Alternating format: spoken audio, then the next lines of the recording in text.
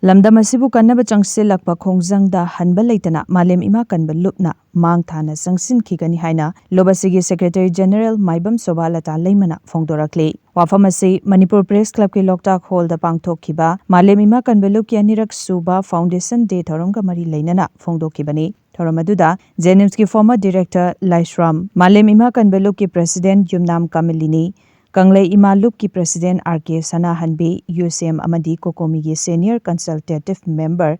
Yumnam Cha Dilip Kumar Amadi, Malem Ima Kanba Lup ki Advisor Birje Taurang Bamna Thouram ki maru oiba mitung lensing oina saruk yakhi. Thouram aduga mari leinana Maibam Sobalata Leimana makhatana Fongdorakpada Malem Ima Kanba Lup asi Maira Lup ama oina leirakibani. Adumakpo inkomja lising niga sumna kulhumdoidagi Hauduna Kuki militants singna makhoigi oiba separate administration ama semnaba pandamda sangsilakliba lal asida Manipur kandaba yadi haibnuna wakalon manaba kaya punduna lup ama oina leirakibani. Lamdam asigi lomi masagi lawfamda fawba law uba changbada khudongthiba kaya mayoknari. Masimak lamdam asigi oina laibak thibani. Asigumba oirakliba fiba masida lamdam asi kannanaba changsilakpa khongjang kayada Malem Ima Kanba Lupna lepa leitana changsilakhigani haiba wafamsing thamlakhi. Mito mianza angkama palam dagi lakwa kuki militant singna makhoigi marana yu oiba wakhalonda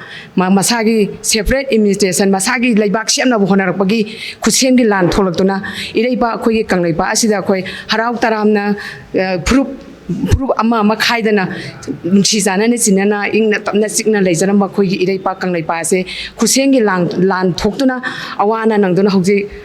mikap mira khona pik thanana leiri hauji phawda su matamdudagi hawrapana hauji phaw leiri adudagi akhoina miyoiba amo oina poklurbani akhoisu leiba ki miyangi thabak tawjaningba amo oina khoi wakhal manaba khoi miyoi khoi ima ibon khara khoi punjanjaraga haukhiba jungi tangkun Disingani kulhumdoigi junjida koi Malem Ima Kanba Lup kanglaipa haina semjaduna koi miyangi thabak thauramda koi changjanba haujare adum matung tabdasu koi sige iroinana akoigi Malem gi thakta akoigi ayinga sage khan khena hongaiba adigi singda uwa yanthatana moina popi thajalaiba sigi mayokta so koi warn environment kanba sigi khongjang sida so koi akanba thaudang jajaduna koi Malem Ima Kanba Lup mikal kanglaipangna angamba thakta Chen Chongdan Hona Zaduna, Liba Iresa, Sida Bidiba, Ibu Pamayanga, Akan Kongjang Changsam, the Sokoi Charu Yazagani, a Siga Irona Koi, Lama Maliam Stella, Koi Nupi will be a Quise, a one but Taka Tangar Bagi Pandam Jokoi Tamjay, Siga Irona, Ingna signal lady and a quick kale, Hauji Glanze, President Runtambire, Ingna signal lady, Hauji Mungarang Halamo,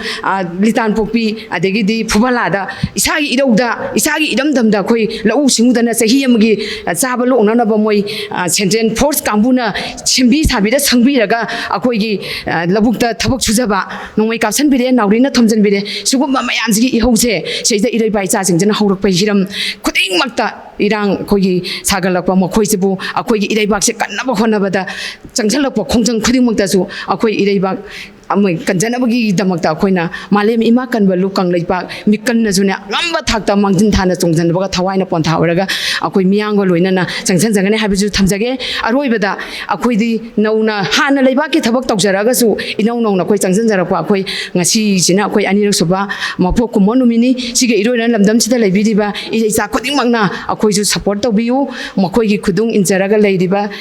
Italy now, Ima Iban, Akoi Itak Tonga Leba, Mayanziga, Leba Asikan. Hona bata sangchela ko khongjang da su akoi Malem Ima Kanba Lup mikalna angamba thakta mangjon mamang thanun sa chara ko khone jagani